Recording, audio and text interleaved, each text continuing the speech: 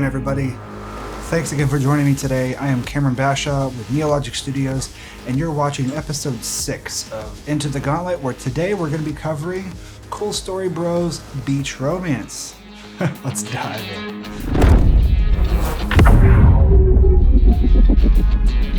Okay, so if you haven't watched any of the previous episodes, basically what the Mastering Gauntlet is a challenge where I went head-to-head with another mastering engineer, Christian Casito of MVS Audio, and together we went and mastered songs that were submitted to us through the challenge. And all throughout September, we did like 16 songs, and we would send the masters back to the artist, and they would basically pick which one they liked the most.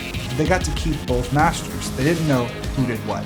So today we're going to dive into the mastering of Cool Story Bros Beach Romance, but I'm going to look at it from the perspective of dynamics. So today is all about dynamics, and let's dive in. I'm going to show you through a time lapse my process, and then we're going to dive in, do some comparisons, and actually look at how my mastering chains are set up, tackling this whole process of what is dynamics. So without further ado, let's dive in. If you guys haven't seen the previous episodes on my system, my approach to my mastering workflow, I talk about my template and my ingest settings, and my process about everything in the first 2 episodes of Into the Gauntlet, which I highly recommend you watch. So this whole process is going to look very similar, as you'll see throughout all my previous episodes. When we talk about referencing, I am paying attention to the fact that this is a kind of like a tech or prog house track. So I'm looking for things more akin to like Deadmau5, and similar styles. I have a pretty strong idea of this genre, so I have a lot of experience with it, and that right away has helped me dive in and just start getting to the work right away. And when we're looking at the workflows from this perspective, there's a particular sound that I know a lot of DJs in this area, or at least a lot of artists in this area, tend to focus on. That's this bombastic low end. And so that was at least the approach that I intended to move forward. That was my intention moving in through this mastering process. So I am working on gain staging. I am working on a couple of different chains. You notice I go back and forth between this waves chain and then this slate digital chain. And my approach is to focus on gain staging the things so that every stage in serial is just knocking down certain things or setting up a particular sonic character so that it feeds into the next processor to do a certain thing after that. And so with the waves chain, we're going to look at a few things in a few minutes, how my waves chain will go from a single broadband compressor into a multiband compressor, then back to a broadband compressor. And those stages are doing different things to mess with the signal and sculpt the overall master.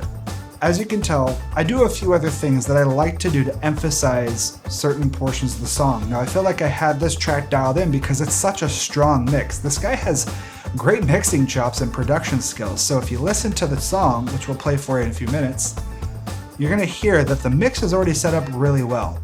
And so it doesn't really mean that I have to do a whole lot of corrective work. That's the great thing you noticed in the last episode with Kill the Upstart. You had a great mix that was designed to get loud, but we weren't able to push it to the loudness levels that he probably was intending for us to hit. And that's because he was focused on, ultra loud. You're intentionally trying to distort the master with pleasing distortion. Whereas here, we're trying to remain transparent and provide an overall lift. But there are ways that I am doing that with my signature chain that kind of get this broadcast style compression approach. And that broadcast style compression isn't focused on creating harmonics or distortion in the master, but they are doing things to transparently raise the gain and create this push and pull effect so that if you start to allow the track to breathe, you feel that pressure, you feel that wall start to recede. And techno, house, and prog house, trance, a lot of these genres tend to play on this broadcast style compression technique in mastering because they want that pressure there. They want to sound full without sounding too dense. So let's dive into the comparison now, and you'll get to hear exactly what I'm talking about.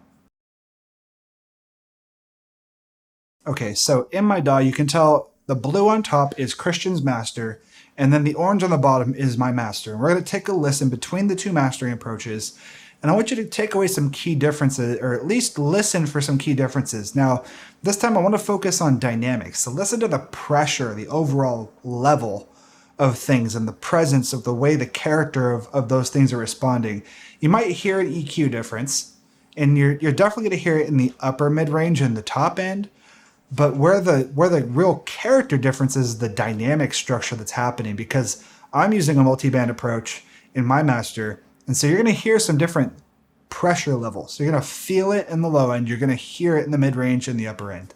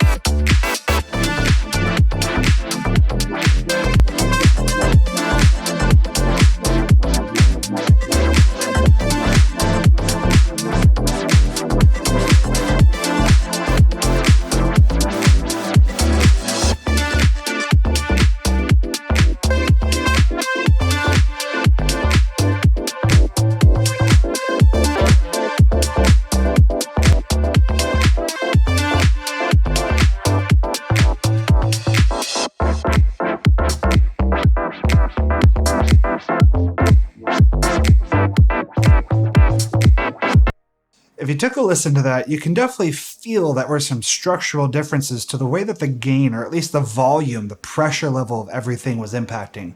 Christian definitely had a clearer top end than me. I tend to focus more on I tamed a lot of the ultra highs, and I was focusing on a few different things that were happening in more of the upper mid range to really emphasize the tonal characteristics of all of the harmonic content, meaning the melodic content. I'm talking musical terms now. And so there's one thing that I would like to focus on. So let's dive into my mastering chain and see if we can compare those two differences. And I might revisit his, but I want to focus on just showing you guys how these gain structures are impacting the final result. What we're looking at here is my master chain A. Now this is the one that was submitted for the master, because I made two. There's master chain A, master chain B. Master chain A was the one that was submitted to the artist. And you notice there's actually quite a bit of automation on there. And, excuse me, I have to sneeze.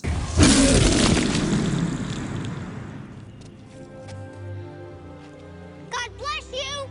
There is automation in the sides, or the spatial width that I'm doing. And you'll notice that throughout I am doing just subtle move. That was a pretty drastic move. Like we're almost 11 dB down on the sides. However, there's a really cool effect that's happening to just play with the stereo width, or envelope the audience, and we need to create contrast. And the way his mix structure is set up, you really wouldn't notice that drastic of a change unless you're listening for it, but it definitely creates a feeling for the casual listener that really, emphasizes the journey that the story's on. At least that was my intent behind it. So there's a couple other things that I'm also automating, and that is in the Waves linear multiband. You'll notice there is this boost to the lows.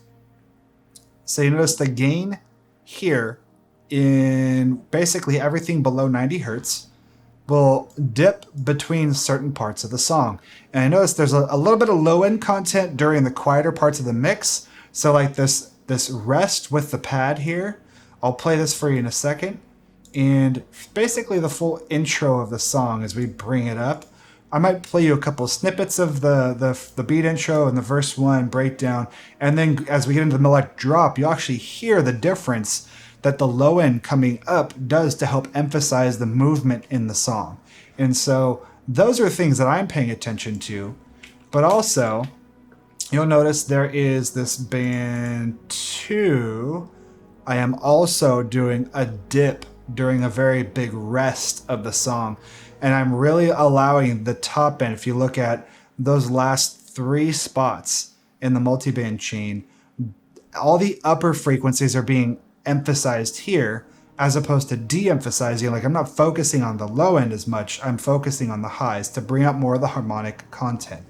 And so that's another thing that I was really, heavy on, with paying attention to how I can really allow the song to do it at once and create some emphasis. I want to exaggerate the story just a little bit.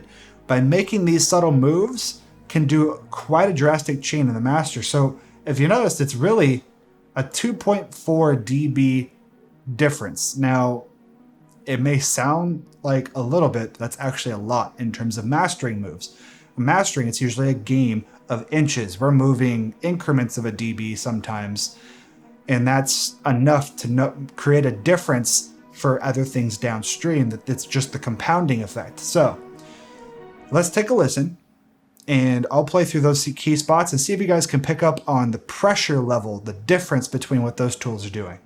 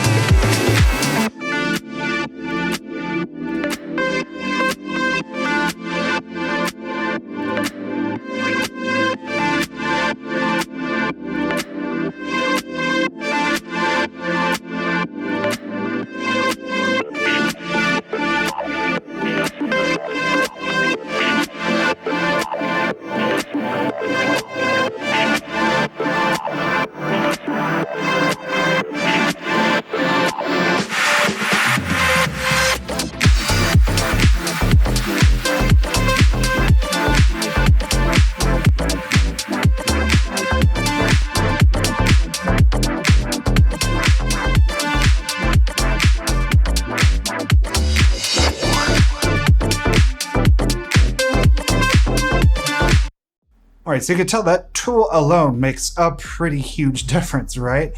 So this is multiband compression at its finest. And if you notice, there was quite a few dips. Every time I would bypass that section or that band, you would notice quite a significant dip. And that's because it's doing a bulk of the lifting. And the way that I'm doing this, I am also contouring the mix, because with multiband tools, you're effectively doing two things at the same time: dynamics and EQ, because you're able to tune the volume level of those dynamics outputs and inputs in such a way that you can take you can take the same amount of input, squeeze the dynamic range a little bit, but then turn down the output or up the output to emphasize. And that's like an EQ. You want to emphasize certain bands over another. So you got two tools happening at the same time. It's very critical that you pay attention to how these tools work, because with multiband, it's very easy to start overdoing it. And you can start to run into issues with things like phase, whether that's comb filtering, where the crossover points are happening, or just dealing with pre-ring, which is an effect of linear multiband tools, or just linear phase EQ in general. And that has to do with the fact that the way traditional EQs work is they invert the signal. So with multiband, you'll definitely notice this is only one stage. So there's actually a couple of stages that I'm doing multiband, and that is with the L316 downstream. Now, if you notice my chain, I've showed you guys this several times, and I even have walkthrough videos that I've built custom stock versions and within Cakewalk and Ableton Live, which are freely available for download in my store. If you guys want to check it out, go to the link below. And with this tool, one thing that I want to point out is I'm using this so-called pitch and catch method, or at least I like to call it pitch and catch, because the way that all of my first set of compressors are working, you'll notice I have the C1 comp stereo feeding an L3, and the L3 is really just trying to catch overworked parts of the signal where I need to do some transparent limiting. And if we look, there might be a few key spots where maybe those spurious peaks are heading out way above the rest of the material that might cause my compressors and multiband tools to overwork on certain parts of the chain. You can hear the noticeable sucking or whooshing sound where they are coming back in. They're doing too much. They're just working on a signal that is too loud when the rest of the stuff that sounds good at the level that I'm working at, the thresholds that I've set, just sound great. And so I need to knock down those peaks before they feed into those processors. So that's what I mean by pitch and catch as well. So the way that the multiband compressor here, the linear multiband tool, is pitching into the Waves L316. And so if you look at the Waves L316, let me play it on mute really quick, and you guys can just see the signal working. It's barely catching the peaks on certain transients, and those transients are really focused around the snare and the kick. There's a little bit of top end reduction going on, you can tell, right down here, or right up here in the 8K, 4K range, but those are very fast responsive stuff. And so when I am doing this degree of limiting, you're gonna see this end result actually looks like, it actually doesn't look as sausaged as Christian's did. So if we look at the two, right? His actually looked quite a bit more bricked. So if you look at the overall level, he's doing quite a bit more squarification than I am. I'm actually allowing to get closer to the ceiling with my master, but I am doing more compression, stylistic compression, to add a character to the overall sound. And that's what this chain is really set up to do, is this broadcast style compression. And so there's a lot of points in my chain where I'm doing compression, limiting, compression, and then EQ, limiting, and then we go back into dynamic EQ, which is a form of compression, broadband compression, and then limiting again. So if you notice, I really don't have that threshold set too high. I'm not trying to brick wall to get as loud as possible, but we still hit a pretty decent loudness level. So let's take a look at that. Christian's master was actually the louder one this time. He's at negative 10.9 integrated loudness, whereas I was at a negative 11.5, and I felt that that was just truly what needed to serve the song. That is actually one of the few times that I have allowed my true peak to go over 0. But I feel in the case of most masters that I like to deliver, there's a couple of things that I want to talk about. When we're talking about dynamics, we're also talking in terms of within my mastering session. But let's talk about delivery files for a second, because delivery files, typically what I like to do is deliver the highest resolution that was submitted to me. So it's a 44.1 kilohertz track. I'm going to work at 44.1 kilohertz. If it's a 48K track or a 96K track, I will work at 48 or 96K. Now, the bit depth that I receive it in is ultimately going to be working in whatever DAW that I'm working in. Typically, that's 64-bit floating point operations. And anytime that I'm dealing with summing, I will export to 32-bit. And the reason for that is there's a whole lot of safety benefits, and I will use this as an archival master. This is archival quality, so that whatever resolution was sent to me, the highest bit depth possible will also protect from any iterative versions that maybe artists or distributors or publishers later on might want to recall and have available. And so 32-bit gives you a lot of flexibility to be able to recover that. And I believe there was another video where, let's say if I wanted to go and clip the master, so for example, let's go ahead and just take this. So let's say I'm going to take my master here, and what I'm going to do is essentially just raise it, right?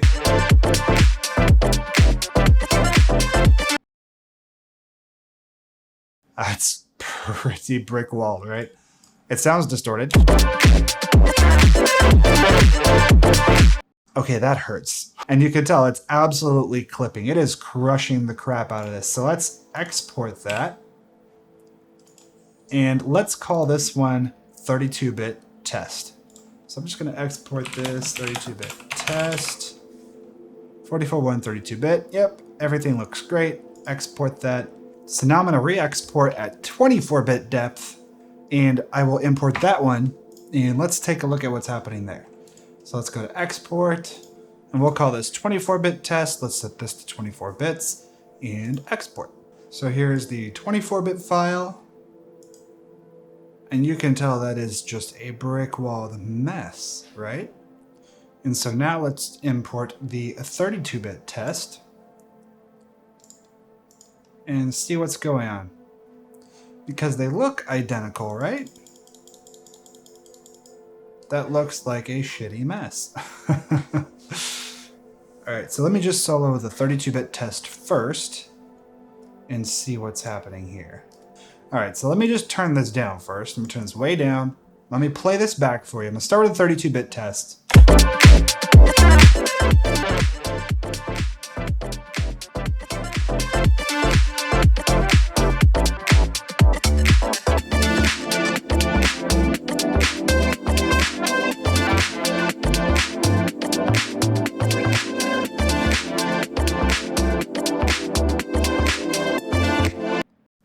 What the hell's happening there? Isn't that crazy? It's bricked, but if we actually go in, so let's do the same thing with the 24-bit one. So let me solo that one. Now we're gonna listen to the 24-bit test, the same approach, and you'll see my master. Let's bring this back up to -12. I'll just mute that just in case.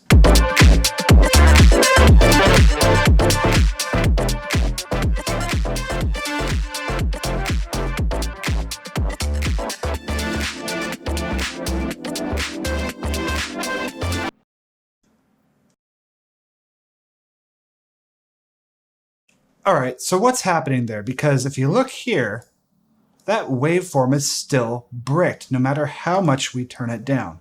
And this has to do with why I'm exporting in 32-bit, and that is to do with floating point headroom. Wow, you mad? You real mad. Which means, even though we've exceeded the container's 0 dB, 32-bit is a floating or a moving scale. And so essentially we can still reconstruct our curve beyond 0 dB. As we bring the volume down, you notice we retained a lot of dynamics down here. So if you look at that other section, we brought back our master. That's pretty cool. So that's why I like to work in this mode. But when you're distributing, everybody else is working with fixed integer formats, meaning 24-bit, 16-bit, you name it. Anything below 32-bit or floating point, if it has floating point in the name, you can technically do this. 32-bit gives you a lot of headroom to be able to do this type of work.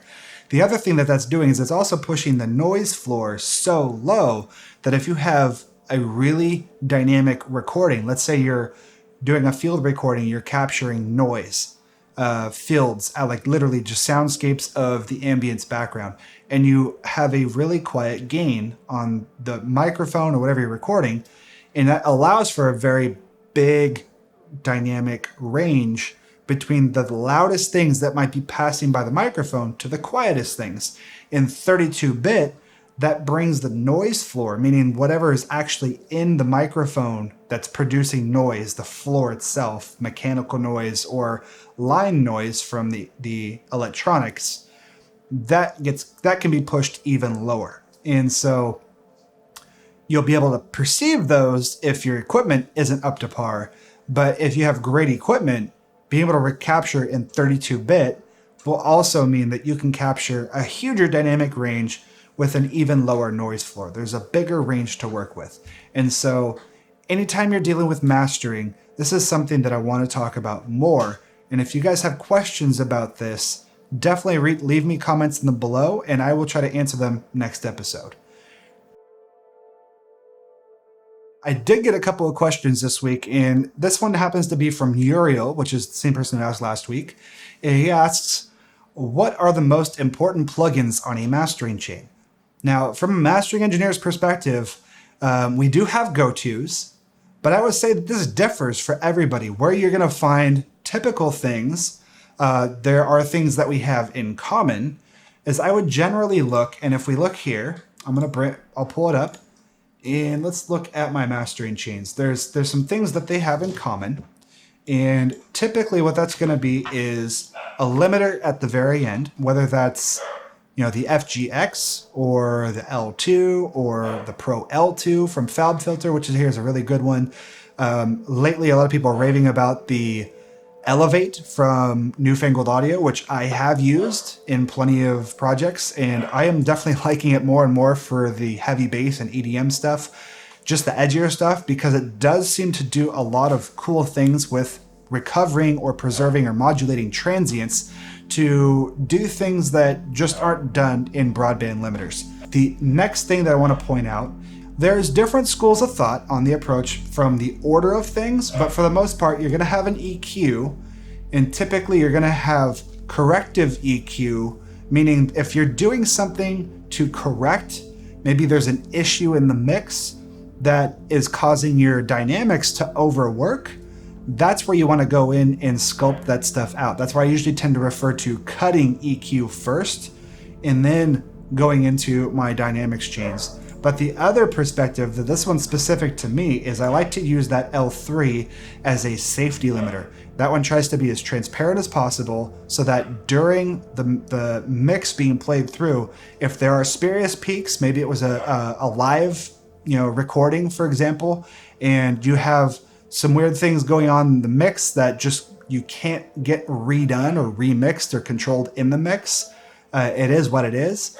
I like to have that transparent limiter to knock down those peaks as quietly and as transparently as possible so that downstream, my compressors and things that are doing to add lift and character aren't going to react and overwork, and then you're going to hear the byproduct of compression. So the next stage would be obviously the compression of the dynamics section, which a bulk of my mid processors in here are. And then we get back to EQ. Now this post-style EQ means after the compression is done, now we're listening for tonal balance.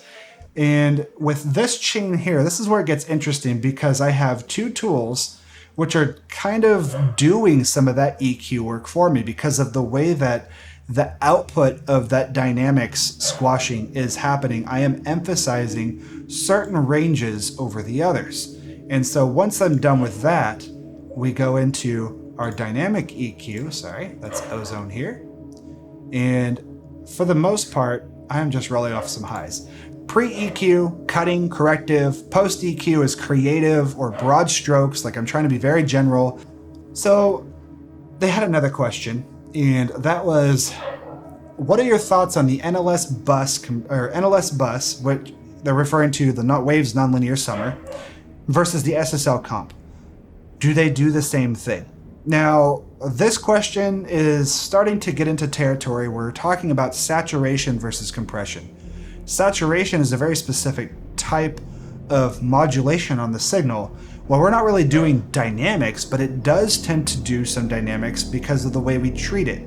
Typically, this would be like a tape saturation tool. Tape emulation plugins like Waves Kramer or Slate Digital's VTM, those tools can kind of act like soft clippers. And there is an element of compression going on because they are shaving the transients in a way and reducing or clipping the peaks, but they're doing it softly, meaning that they're adding some characters of harmonics that also create the illusions that distortion will often implement. And that's why they tend to, you'll see bumps that happen or reoccur throughout there. Those harmonics that get introduced are based on the way that the soft clipper is interacting with the various frequencies in the spectrum. The short end of that is basically saturation isn't quite like compression, but it may sound like compression in a very pleasing way. But you'll have to pay attention to the frequency spectrum too. So if you were to pass a pure sine wave through it, the way that I presented last time, and you looked at the way that the signal was being modulated, you might see spikes up and down, like further down there, that are third order harmonics, meaning odd harmonics. And to our ears, that sounds very warm, that sounds very pleasant. And when you get tube saturation, that's another type, that can sound very edgy when you really start to push it loud. So compression itself is just focused on dynamic gain reduction, meaning if we look at the signal and we want to reduce the loudest peak, that's downward compression. Or if we want to bring up the softest trough, that's upward compression. But essentially they're the same thing. We're talking about reducing the dynamic range of the audio content. It's just working on the audio signal itself. And then when you get into broadband, that's where we're talking about treating the entire signal as one signal. Multiband breaks it up into bands and works on each part independently. And so when you're looking at the SSL comp, there are some elements of analog emulation, meaning we are trying to get some of that character of distortion and harmonics into the signal that the analog unit was imparting in there. But the other part is it's primarily just a broadband compressor, whereas virtual tape machines or anything like that, those saturation tools will act like soft clippers in a sense that we are controlling volume, but we're doing it through a different method. Saturation is more of like a harmonic distortion tool. So that's the gist of it. The other question they had was, what can I do if I have white noise in my mix? Will an EQ help? It all depends on how you're implementing white noise. Let's say, for example, you have a snare and you want to beef up that snare with white noise. This is a very classic trick that has been used all throughout rock mixes throughout, especially in the 90s and early 2000s. Pretty much any Andy Wallace mix was done, like Linkin Park, Nirvana, like a lot of these guys. All of those older style songs, the snare was sounding big and huge, but that was through the trick of basically layering up a trigger of white noise, and then it would just be the same length as the snare, but they would fade it out. And so that could create an extra bit of body underneath the snare. It's not apparent to the casual listener, but if you really start to listen for it, you'll start to pick it out. And if you're using white noise in another context, let's say we're talking about EDM tracks, white noise is very typically used to layer on top of chord stacks or saw stacks. And that's what creates that bite or that edgy harshness to them. So if you want to create something with an edge, you can layer up white noise underneath that track. And then you can, maybe if you're doing volume automation, like a tremolo effect where the volume is going up or down by like an eighth note, for example, you would basically put the saw stack into a group and put that white noise element in there with it, and then automate the volume of that together. And now it'll sound like a cohesive thing.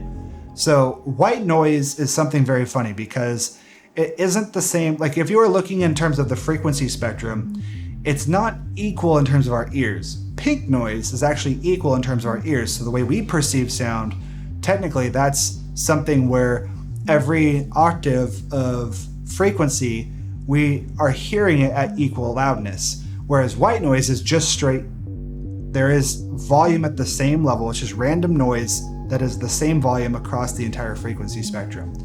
That's white noise. The problem with white noise is there is some tonality to it. You can pitch it up and down, so EQ can modulate the sound of white noise. If that's your goal, absolutely.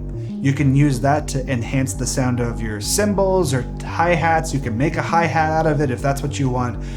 There's a lot of versatility with working with white noise, but I think it's just about the context in which you're working with it. If you feel like your track, let's say you implemented a tape machine emulation like virtual tape machines from Slate Digital. All of those probably have some sort of noise in the background. It may not be white noise, but it's going to sound like it. And that has to do with the fact that in analog domains, we have a lot of tools that were introducing noise well above the audible range so that we would overcome a lot of the issues of magnetic tape. If it was dealing with a really quiet part, the tape magnetism might not take, so it wouldn't actually record any data. So what we want is to push enough signal strength to the tape, but we're doing that by pushing a high frequency that's well above human hearing into the tape. So now there's an energy level that's consistent and sustained to allow the really quiet portion of the audio that we care about to come through, and we're preserving that. And so that's known as hysteresis. Now, in the digital domain, we have some issues with noise shaping when we're talking about dithering. And let's say in mastering, this is typically the very last step. After I've done my limiting, after I'm doing everything in the mastering process here, my last step is to export. And then if you're exporting to anything lower than a floating point, typically if I'm exporting from here to 24-bit or 16-bit, I'm going to want to implement noise, meaning dithering. Dithering is a type of noise shaping so that we are preserving that lowest bit, meaning the quietest part of the track. The same way that analog tape machines were being hit with high frequency noise that we didn't hear to preserve the signal strength to the tape machine or to the tape itself to be able to get the signal to remain accurate to the quietest parts. That's really what we care about, is preserving the quietest parts. So the same thing happening here in digital with dithering is something you definitely want to pay attention to. Hopefully that answers your question, because that was kind of a vague question. There's so many different things and ways in which white noise can be talked about, and hopefully if you're dealing with that, you can use a noise reduction tool if it's in a recording. But if you're using a tool like virtual tape machines, you can actually go in. So let's just bring a copy of that. And if you're looking at it from this perspective, I go to settings, and you'll notice noise reduction and hiss auto mute. You can play with these settings to reduce the amount of audible noise that might be coming up in your track. Now, if you're using something like Eddie Kramer's tape, there is a noise dial as well that you can turn all the way off if you like. The other thing is, if you're using any of the analog style emulation compressors and waves, those too have noise. So I usually leave it off, but there is 60 hertz, 50 hertz, and those are things those are adding noise to the track as well. That's a line level noise that they're trying to emulate from the old gear. But what's happening is, if it's building up in your master, go into those tools, turn it off first. I would not use a noise reduction plugin on all of this stuff to undo what these plugins are adding in, because they're adding in, you just turn it off. That's going to save you so much headache. So finally, this leads me to my last point, because I still had a learning lesson here, and that was, I was definitely focused on emphasizing or playing with things in the mix to emphasize it. And as a mastering engineer, I know we definitely have to work on towing the line. Our work should be unnoticeable if we're doing it right. And that means if we're doing our job well, nobody knows we did our job. We don't exist. We are meant to be transparent. Now, that's a very old school of thought. Now, the new school of thought, the things that are happening in EDM the last 10, maybe even 5 years, it's becoming more prevalent, is to do with heavy bass and all of these things. Like if you've seen or heard of Seth Drake, his masterclass through Producer Dojo, where he shows you everything from the production down to mixing down to the final master, how to get the loudest master possible. And that has to do with the fact that they are using and implementing different types of distortion intentionally in the mastering phase. But it also means that your mix is not going to sound polished by itself. And that's another school of thought. You have a very traditional model of mixing and mastering, which is kind of clashing with this new age, the digital age. And everything that you're working with in your DAW, whether that's Pro Tools or Cakewalk or Logic or even Cubase, those are all set up based on emulating or trying to emulate types of workflows of analog mixing consoles and desks. Those workflows are very old school. Now, they had inherent limitations, but the fact that we're still used to using those workflows means we're also kind of baking in or adopting some of those old school ideologies that come with them, such as working with transparency and working within the limitations, or for example, in mixing, mix should sound polished, but not necessarily contained. It might sound great in the studio, and then the mastering engineer is supposed to be this transparent overall, like, hey, now we're gonna make sure it sounds great for every medium, but we're not gonna do anything outside of just try to maintain the way that it sounds to translate across whatever that you want to submit it to, whether it's CD, vinyl, distribution, through radio, or streaming. That's the big thing now, right? So that's it for today, folks. Thanks for watching. If you stuck around this long, I have a couple of things for you guys. If you have questions on mastering, mixing, or production, leave me comments below, as I asked before. But also, I have a Patreon page set up. I would really love it if you guys would help me out. I'm only giving myself 2 months now. We're in the 6th episode here. That gives me 2 more episodes before I have to kind of move on and do some other things. I want to see if this is going to take off. So if you like this and you want to see more, let me know by donating or subscribing. I have 2 tiers set up. Now, I'm definitely focused on trying to help out you artists. So I've set up a $50 a month tier that is going to dive in deep with you guys. Once a month, you get a free coaching session or a mastering session with me, which means you can submit 1 song a month to me and I will master it, including that $50, because I want to help you guys out. And whether we do coaching or mastering, that's up to you. If you guys want extra coaching or extra mastering work done throughout the month, hit me up, let me know, and I can definitely work with you guys one-on-one to find a solution that works for you. But in the meantime, my focus is on teaching you guys, whether it's through my masters and providing you an inside look, because I have no problem diving in through remote conversations with Zoom or TeamViewer to help you guys in your music to make sure that it's the best that it can be, ready for release. But also, if you guys have questions on everything else that goes on after the release, this is a big opportunity, because from now on, I'm reducing my hours for the rest of the year. I'm only going to be available part-time in my music business because this is the end of the year, we're moving to the holidays, and I do a lot of reflection time. I'm gearing up for the next year's goals and setting up things. But that also means that come 2020, my prices are actually going to be going up. And if you guys haven't noticed yet, I am now a partner with Teknofonic. Now, Adam Reifsteck over at Teknofonic is an awesome dude. Teknofonic is a label with well over 100 artists, and it's developed into a mentorship program. This is huge artist development platform where you guys can go learn from industry veterans in every aspect, whether it's publishing, distribution, A&R, down to production skills from other artists, seasoned artists in their field, how to DJ, all that stuff. There's a lot of great content already on the platform, but there's also live streams where we do producer roundtables, which is a brand new thing me and Adam have been working on, and starting this week, you guys can every Wednesday go check it out in Electronic Musicians Forum on Facebook. I'll leave a link below. If you guys want to subscribe, this is for members only, because we use some very sophisticated tools like audio movers, so that way you guys can hear, we can all hear each other's lossless quality, PCM quality audio, like straight off the CD, if that's the way it's being transmitted. Zero latency, so this is super cool to be able to hear what you need to hear. From a mastering engineer's perspective, that's crucial, because now I can get through all of the lossy information that might be transmitted through SoundCloud, or if you guys are submitting a WAV file to be heard, but it's being streamed through Zoom. Zoom is doing its own data and audio compression as well. I just need to hear the stream as it is so I can give you guys critical feedback.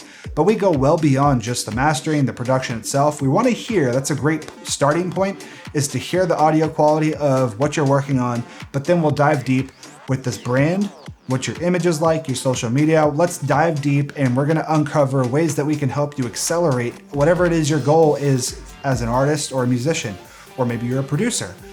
There's paths available, and it's just looking at your overall view and seeing where we can help you up your game. So if that doesn't sound cool to you, well, maybe you're watching the wrong channel.